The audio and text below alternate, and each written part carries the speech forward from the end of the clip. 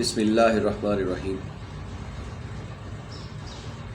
آج ہم ایک بہت ہی حساس موضوع پر بات کرنے جا رہے ہیں۔ سمجھ لے کہ اپنے اپنے گریبان میں منہ ڈال کر بات کرنے والی بات ہے کہ ہم اپنے آپ کو جج کر سکیں کہ ہم کیا ہیں، اور اس کے لیے ہمیں اپنا احتساب یا اکاؤنٹیبلٹی کرنی پڑے گی۔ پہلے آپ کے سامنے ایک آئینہ رکھتا ہوں، اس میں ہم اپنے آپ کو دیکھتے ہیں کہ ہم کیا ہیں۔ اس کا ہم ایک پیمانہ لیتے ہیں مہنگائی۔ مہنگائی پہ سبھی بات کرتے ہیں، سبھی رونا روتے ہیں، چاہے غریب ہو امیر ہو، بہرحال اس بات پہ سب متفق ہے کہ مہنگی چیز جو ہے وہ ہر ایک کے پہنچ سے باہر ہوتی ہے۔ مہنگائی کا رونا تو سبھی رو رہے ہیں، مگر اس کی وجوہ میں نیچے سے لے کر اوپر تک ہونے والی لوٹ مار کو کوئی روک نہیں رہا۔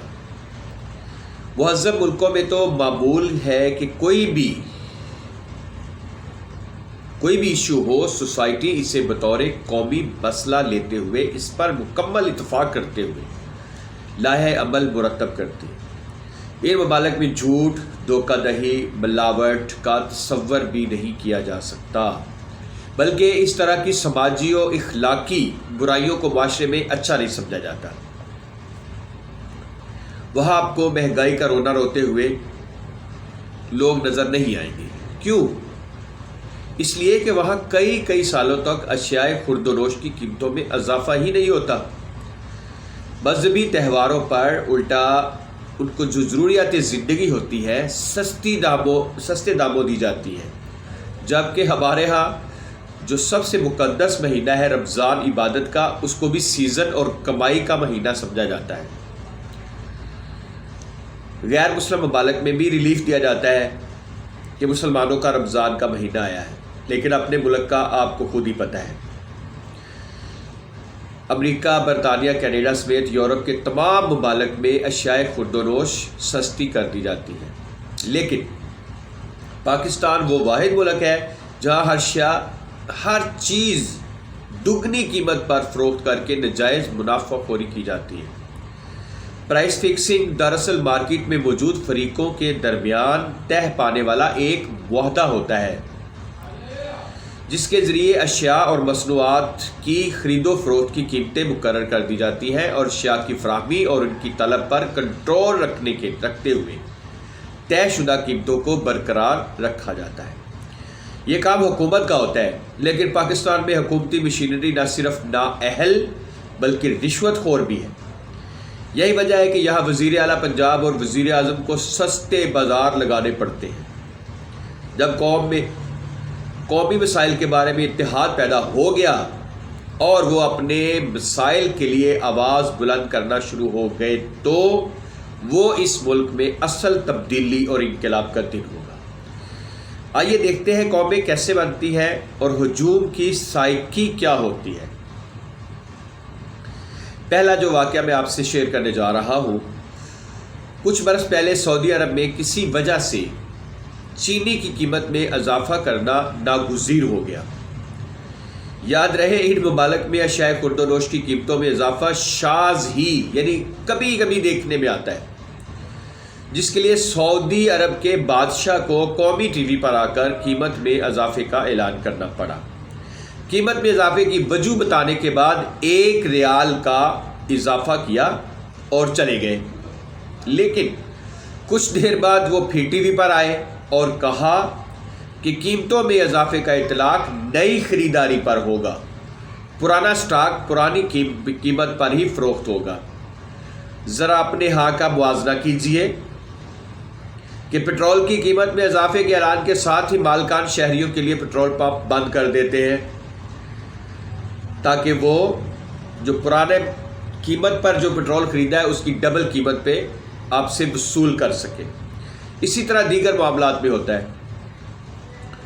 اور اب ہم ایک دوسرا واقعہ دیکھتے ہیں کہ سویڈن میں ایک وزیر کا بیٹا تھا، اپنی تعلیم کے اخراجات پورے کرنے کے لیے صبح کے وقت ہاکری کرتا تھا، یعنی اخباریں بیچتا تھا، جس کے لیے وہ صبح صبح اخبار مارکیٹس جاتا، وہاں سے اخبار اٹھاتا اور اپنے کلائنٹس کے گھروں میں اخبار ڈال کر اسکول روانہ ہو جاتا۔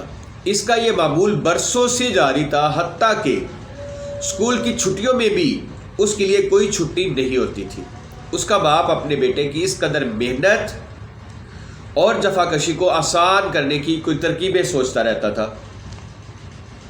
ایک دن اس نے اپنے بیٹے سے کہا، بیٹا تم چند دن چھٹی کر کے پرفضا مقام پر اپنا وقت گزار لو تاکہ تمہیں کچھ آرام مل جائے۔ بیٹے نے جواب دیا، ڈیڈ یہ ناممکن ہے، اخبار کی کوئی چھٹی نہیں ہوتی، اس لیے کیسے؟ باپ نے کہا، تمہاری جگہ میں صبح اخبار ڈال دیا کروں گا۔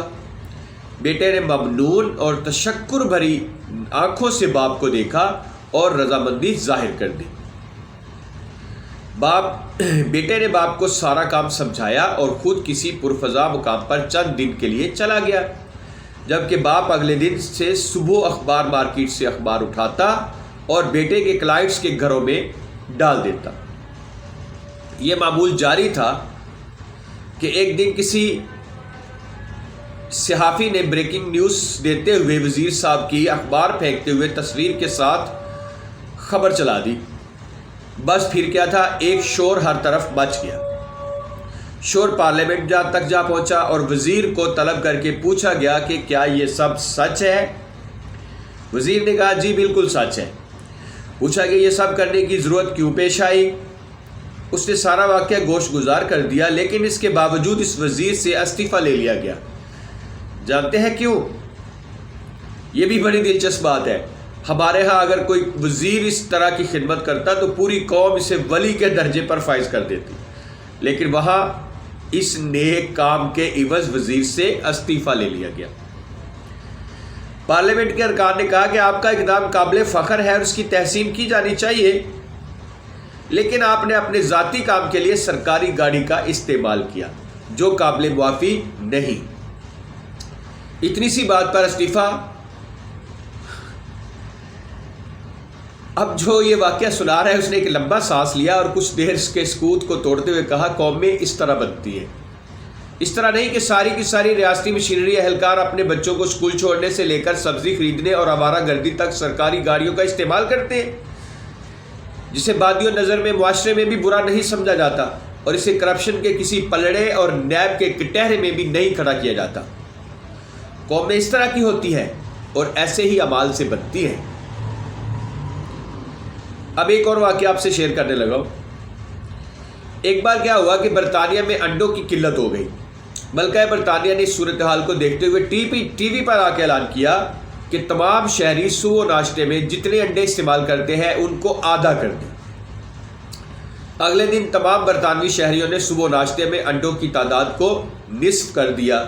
ایک انگریز خاتون کے ہاں ایک پاکستانی شہری بطور پیئنگ گیسٹ رہتے تھے۔ جب اسے صبح ناشتے میں ایک انڈا دیا گیا تو وہ کہنے لگے، مجھے تو 2 انڈے ملتے تھے، آج یہ کیا ہوا؟ خاتون نے کہا، کیا تم نے ملکہ کا اعلان نہیں سنا؟ ملک میں انڈوں کی قلت ہو گئی ہے، تمام شہری ان کا استعمال آدھا کر دیں تاکہ بحران سے بچا جا سکے۔ پاکستانی کا جواب بڑا دلچسپ اور روح کو تازہ کر دینے والا تھا۔ کہا، میڈم یہاں کون سی ملکہ دیکھ رہی ہے، مجھے تو 2 انڈے دو۔ خاتون کا جواب اس سے بھی زیادہ دلچسپ اور ایمان افروز تھا۔ اس نے کہا، ملکہ تو نہیں مگر خدا تو دیکھ رہا ہے نا۔